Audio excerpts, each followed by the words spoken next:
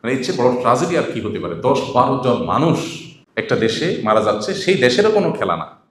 Football বিশ্বকাপ উন্মাদনায় 10-12 জন মানুষ এবছর নিহত হয়েছেন। কুষ্টিয়ায় একজন আত্মহত্যা করেছেন বুলিংয়ের কারণে। এসব মৃত্যুর জন্য কে বা কারা দায়ী? প্রিয় ভাইরা আমার, খুবই দুর্ভাগ্যজনক একটা বাস্তবতা যে আমাদের দেশে প্রতি বছরই খেলাকে কেন্দ্র করে মানুষের প্রাণ ঝরে। ইমানদারের জীবন এত সস্তা হয়ে গেল যে কোথাকার কোন দেশের খেলোয়াড় তারা হারলো কি জিতলো তার জন্য আমরা মারামারিতে লিপ্ত হয়ে যাব, খুন করে ফেলবো, বন্ধুকে পানিতে চুবিয়ে মেরে ফেলেছে। এই উন্মাদনা যারা তৈরি করছেন, এই উন্মাদনাকে যারা মাত্রাহীনভাবে নিয়ে যাচ্ছেন, সীমাহীন উন্মাদনা যারা তৈরি করছেন, তারা এর দায় এড়াতে পারেন না। খেলাধুলা মানুষের জীবনের অংশ, বিনোদন মানুষের জীবনের অংশ। শরিয়ার সীমানার মধ্যে সেটা করতে শরিয়া নিষেধ করে না, কিন্তু সীমালঙ্ঘনকারীকে আল্লাহ তাআলা পছন্দ করে না। ইন্নাহু লা ইউহিব্বুল মুআতাদিন। আল্লাহ তাআলা সীমালঙ্ঘনকারীকে পছন্দ করেন না। আল্লাহ সীমানা ক্রস করে গেলে সেখানে অকল্যাণ আসবেই, আজ অথবা কাল। মানুষ একটা সময় হয়তো বুঝবে, কিন্তু ততদিন হয়তো দেরি হয়ে যাবে। কুষ্টিয়া বিশেষ করে যে ঘটনা ঘটেছে, গণমাধ্যম থেকে যেটুকু জানা গেল যে তার পছন্দের দল হেরে গেছে, তিনি মন খারাপ। এর মধ্যে তার যে দল প্রতিপক্ষ, তাদের সমর্থকদের বুলিংয়ের কারণে তিনি সহ্য করতে না পেরে আত্মহত্যা করেছেন। তার স্ত্রী আছেন, ছোট ছোট সম্ভবত 2টা বাচ্চা পর্যন্ত আছে। চিন্তা করা যায়? মানে এর চেয়ে বড় ট্রাজেডি আর কি হতে পারে? 10-12 জন মানুষ একটা দেশে মারা যাচ্ছে, সেই দেশেরও কোনো খেলা না। কোথাকার কোন দেশের খেলা? এমন দেশের সাপোর্টও করছে দেশ, যে দেশ রাষ্ট্রীয়ভাবে বলছে, ঘোষণা দিচ্ছে রীতিমতো যে আমরা ইহুদিবাদীদের সাথে আছি, ফিলিস্তিনের বিপরীতে আছি, এবং তাদের সমর্থকরা তাদের পতাকা রীতিমতো প্রদর্শন করছে গ্যালারিতে। আর মুসলমানের সন্তান তাদের জন্য পাগল করা হয়ে যাচ্ছে। মুসলমানের সন্তান তাদেরকে সমর্থন জানিয়ে জীবন পর্যন্ত দিয়ে দিচ্ছে। এর চেয়ে দুর্ভাগ্যজনক বিষয় কি হতে পারে? আল্লাহ তাআলা আমাদের ভাইদেরকে হেদায়েত দান করুন। যাদের সুযোগ আছে তারা শারীরিক কসরত করবেন, ব্যায়াম করবেন, সুস্থ থাকার জন্য এটা দরকার। নবীজি সাল্লাল্লাহু আলাইহি ওয়াসাল্লাম বলেছেন, আল মুমিনুল কবিয়্যু আহাব্বু ইলাল্লাহি মিনাল মুমিনিদ দাঈফ। দুর্বল ইমানদারের চাইতে আল্লাহ তাআলার কাছে সবল ইমানদার বেশি প্রিয়। সবল ইমানদার থাকার জন্য আপনার খাদ্য, আপনার ঘুম, আপনার সব কিছু পরিমিত হওয়া দরকার, স্বাস্থ্যসম্মত হওয়া দরকার, হিসেব নিকেশ করে হওয়া দরকার। ফুড ভ্যালু, খাদ্য শক্তি বিবেচনা করে করে আপনার খাবার গ্রহণ করা দরকার, উপকারী জিনিস খাওয়া দরকার। কারণে আমাদেরকে আল্লাহ তাআলা হালাল খেতে বলেছেন, তয়্যিব খেতে বলেছেন। হালালান তয়্যিবা, এমন হালাল যেটা তয়্যিব, হালাল এবং পবিত্র।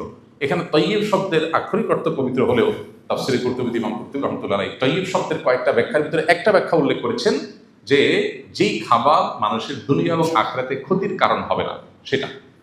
এবং ইমাম ইবনে আশুর রাহিমাহুল্লাহ তিনি তাহরীর ও তানবীর এর মধ্যে লিখেছেন যে একই কথা, অর্থাৎ তাইয়্যিব মানে হলো যে খাবারে মানুষের দুনিয়াতেও ক্ষতির কারণ হবে না, আখিরাতেও ক্ষতির কারণ হবে না। এখন আপনি জাঙ্ক ফুড খেলেন, এমন ফুড খেলেন, এমন খাবার খেলেন যেটা তেল জাতীয়, বলতে আপনার তেলে ভাজা, যেটা অস্বাস্থ্যকর, যেটা আপনার স্বাস্থ্যকে নষ্ট করবে, যেটা অ্যাসিডিটি তৈরি করবে, যেটা আপনার শরীরের জন্য ক্ষতিকর হবে, সেই খাবার খেতে ইমানদারকে আল্লাহ উৎসাহিত করেন নাই। বরং আল্লাহ তাআলা বলেছেন এমন খাবার খেতে যেটা দুনিয়া আখিরাতে যার কোনো ক্ষতি নেই, বা ক্ষতিকর খাবার না যেটা, সেই খাবার। এই জন্য ইমানদার সুস্থ থাকার চেষ্টা করবে, সেজন্য তার লাইফস্টাইলকে সেভাবে সাজাবে। সে অর্গানিক না হলেও চেষ্টা করবে প্রাকৃতিক খাবার খেতে। আর্টিফিশিয়াল, প্রসেসড এবং মানুষের জন্য ক্ষতিকর যে বিষয়গুলো আছে সেগুলো থেকে বেঁচে থাকার চেষ্টা করবে। কারণ সুস্থ থাকতে হলে তাকে এটা করতে হবে, আর সুস্থ থাকতে হবে কারণ আল্লাহর ইবাদত করতে হবে, কারণ তাকে জিহাদের প্রয়োজন হলে জিহাদ করতে হবে। সেজন্য ইমানদার সে চেষ্টা করবে, তারই অংশ হিসেবে, সুস্থ থাকার অংশ হিসেবে সে এক্সারসাইজ করবে, সে ব্যায়াম করবে, সে শরীরের সীমানার মধ্যে থাকে, খেলাধুলাও করবে। ইমানদার খেলা দেখবে না, খেলবে। খেলা নিজে লাগলে শরিয়ার সীমার মধ্যে থেকে খেলবে। এরপরেও যদি কেউ শরিয়ার সমস্ত শারায়েত মেনে যদি দেখে কোনো মাঠে খেলা হচ্ছে, আপনি দেখলেন বা এমন কোনো জায়গা আছে যেখানে কোনো হারাম কিচ্ছু নাই, কোনো আসক্তি নাই, বহু শর্ত সাপেক্ষে সেটা জায়েজ হতে পারে। কিন্তু যে উন্মাদনা চলছে, 10-12টা মানুষের জীবন আমরা হারালাম, 10-12টা ফ্যামিলি যারা হারিয়েছে তারা জানে। এই উন্মাদনাকে যারা লাগামহীনভাবে সৃষ্টি করেছে, তৈরি করেছে, আমার মনে হয় তাদের উচিত এটার জন্য তাদের বোধোদয় হওয়া এবং এই লাগামহীন উন্মাদনাকে অ্যাপ্রিসিয়েট না করা। হ্যাঁ, আবারও বলছি, ইসলাম বিনোদনকে নিরুৎসাহিত করে না, নিষেধ করে না, কিন্তু প্রত্যেকটা জিনিসে একটা সীমা আছে, রেখা আছে। অর্থহীনতা, যে কাজের পিছনে আমার কোনো লাভ নাই দুনিয়া আখিরাতে, ইসলাম সেটা আমাদেরকে করতে পারে না। আপনি খেলাধুলা করলে আপনার শরীরে ব্যায়াম হবে, ঘাম ঝরবে, এক্সারসাইজ হলে আপনি সুস্থ থাকবেন, এটা করেন। কোনো কিছু যদি আপনার আনন্দের কারণ হয় শরীরের সীমার মধ্যে থেকে সেটা আপনি করেন, কিন্তু সীমার বাইরে গিয়ে না। আল্লাহ তাআলা সীমা লঙ্ঘনকারীকে পছন্দ করেন না। যারা খেলাধুলার নামে এই উন্মাদনার মধ্যে লিপ্ত হচ্ছেন, এর অনাচারগুলোকে খেয়াল করছেন না, তাদের উচিত এই উন্মাদনা পরিহার করা। মিন হুসনি ইসলামিল মারই তারকুহু মা লা ইয়ানি, একজন মুসলমান ইসলাম সুন্দর হবে যখন সে অহেতুক অনর্থক কাজ পরিহার করবে। অনর্থক অহেতুক কাজ পরিহার যখন করবে, তখন তার ইসলামটা কি হবে? সুন্দর হবে। অহেতুক কাজকে ইসলাম অ্যাপ্রিসিয়েট করে নেই। শারীরিক কসরত আর খেলাধুলাকে ইসলাম হারাম করে নেই। কিন্তু ইহুদি নাসাররা বিশেষ করে যারা ঘোষণা দিয়ে বলে কয়ে ফিলিস্তিনি মুসলমানদের বিরুদ্ধে অবস্থান নিচ্ছে, ইহুদিবাদীদের এবং খুনিদের অত্যাচারীদের পক্ষে রাষ্ট্রীয়ভাবে ঘোষণা দিয়ে রাষ্ট্র বলছে আমরা তাদের সাথে আছি, মুসলমানের বিবেক কিভাবে সায় দেয়? শুধু এরা না, একজন মানুষ অমুসলিম, আল্লাহর প্রতি বিশ্বাস নাই, কুফরি করে, আপনার ওয়ালা বারা, আল্লাহর জন্য বৈরিতা, আল্লাহর জন্য ভালোবাসা ইমানের গুরুত্বপূর্ণ অংশ, সেটার দাবি কি? সেটার দাবি কি এই সমস্ত মানুষগুলোর পেছনে চলা? নবী রাসূলুল্লাহ সাল্লাল্লাহু আলাইহি ওয়াসাল্লাম যথাযথই বলেছেন, লাতাত্তাবিউন্না সুনানা মান কানা ক্বাবলাকুম, তোমাদের পূর্বের যারা ছিল তাদের পেছনে তোমরা অন্ধের মতো অনুসরণ করবে। এমন সময় আসবে, এমনকি তারা যদি 1 হাত যায় তোমরা 1 হাত যাবে, তারা 1 বিঘত গেলে তোমরা 1 বিঘত যাবে, তো তারা গিয়ে যদি গুইসাপের গর্তে ঢুকে তোমরাও গিয়ে সেখানে ঢুকবে। সাহাবীরা বলেছেন তারা কারা? ইহুদি খ্রিস্টান। নবী সাল্লাল্লাহু আলাইহি ওয়াসাল্লাম বলেছেন তারা ছাড়া কারা? এদের কথাই বলছি যে একটা সময় আসবে মুসলমানরা এদের পেছনে অন্ধের মতো ছুটবে। এই জন্য ভাই, এই অন্ধত্ব পরিহার করা দরকার এবং সীমালঙ্ঘন পরিহার করা দরকার।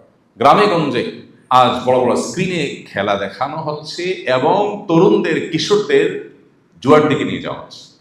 প্রতিটা গ্রামে গ্রামে এখন এই সমস্ত জুয়ার আসর বসছে খেলাকে কেন্দ্র করে। কোন দল জিতবে, কোন দল হারবে, বাজি ধরছে টাকা দিয়ে এবং সর্বস্ব শেষ করে ফেলছে। বেশ কিছুদিন আগে আমরা দেখেছি যে ক্যাসিনো কাণ্ডে কত প্রতিষ্ঠিত মানুষ রাস্তায় বসে গেছে। সর্বনাশ হয়ে যাওয়ার পরে আমরা হা হা করছি, আমাদের পুলিশ অনেক প্রভাবশালী নেতাদেরকে পর্যন্ত গ্রেপ্তার করেছে, অনেক অ্যাকশন নিয়েছে।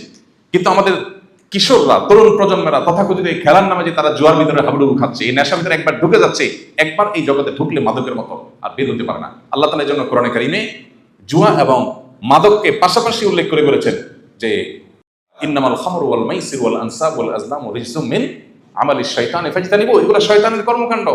শয়তান এগুলো দিয়ে মানুষের মধ্যে বিবাদ ঘটাতে চায়। এই যে 12টা মানুষের প্রাণ গেল, 10টা মানুষের প্রাণ গেল, কোরআনে আল্লাহ আগেই বলেছেন যে এই জিনিসগুলো মানুষের মধ্যে বিবাদ বিতণ্ডা তৈরি করে। এবং বিশেষ করে এই যে জুয়ার যে বিস্তার আজ গ্রামে গঞ্জে হচ্ছে, এই খেলাকে ঘিরে, খেলার মোড়কে জুয়াকে প্রচার করা হচ্ছে। বাংলাদেশের খেলার সাথে রিলেটেড যে আপনার বিভিন্ন সংবাদ মাধ্যম আছে, এর কোনোটিতে রীতিমতো খেলার ফাঁকে ফাঁকে জুয়ার অ্যাডভার্টাইজ নিয়মিত দেওয়া হচ্ছে। তাহলে একটা প্রজন্মকে ধ্বংসের দিকে নিয়ে যাওয়া হচ্ছে। এই উন্মাদনা, এটা যদি আমরা থামাতে না পারি, একটা সময় ক্যাসিনো কাণ্ডের মতো আমরা সর্বনাশ হয়ে যাওয়ার পরে হাহা করবো, তখন কাজ হবে না, আহা করে কাজ হবে না। আল্লাহ তাআলা আমাদেরকে বোঝার তৌফিক দান করুন এবং আমাদের এই উন্মাদনাকে আল্লাহ রাব্বুল আলামিন কন্ট্রোল করার তৌফিক দান করুন।